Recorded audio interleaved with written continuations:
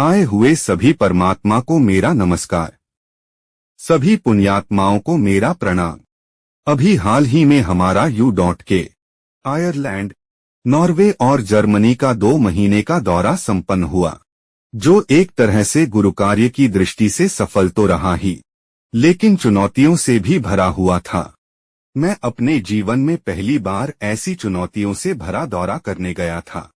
पहली चुनौती थी एक प्रतिकूल वातावरण वाले आश्रम में 3 दिन का अनुष्ठान करना, जिसमें आश्रम प्रबंधक और ट्रस्टियों के बीच विवाद चल रहा हो। ऐसे प्रतिकूल वातावरण में, जहां नीचे ठंडा संगमरमर हो, ठंडे वातावरण में 3 दिन का अनुष्ठान करना और अनुष्ठान करते हुए अलग अलग स्थानों पर 4 रिट्रीट करना, यानी कि जगहें भी अलग अलग थीं और हर रिट्रीट में अलग अलग देशों से अलग अलग साधक भी होते थे और उनकी आध्यात्मिक स्थिति भी अलग अलग होती थी। जगह वही पेनरेव रिसॉर्ट थी जहां पहले पहला शिविर हुआ था। रिट्रीट शुक्रवार, शनिवार और रविवार को होता था और मैं सोमवार से गुरुवार तक आराम कर सकता था और एकांत भी पा सकता था।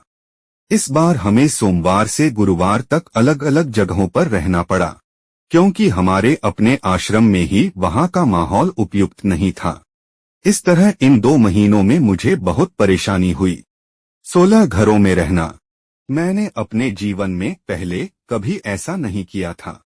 UK के साधकों की आध्यात्मिक स्थिति अच्छी नहीं थी, क्योंकि उनके बीच आत्मीय जुड़ाव की कमी थी, और ऐसे माहौल में श्री मंगल मूर्ति की प्राण प्रतिष्ठा समारोह भी हुआ।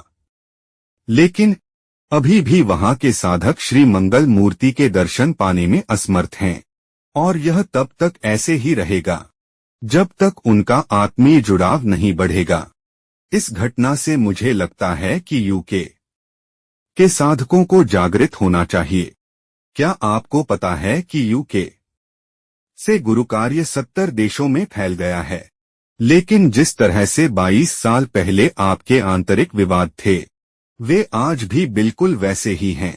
मैं 8 साल बाद आया हूँ, लेकिन उसके बावजूद कोई प्रगति नहीं हुई है। आप सभी बस जाग जाओ।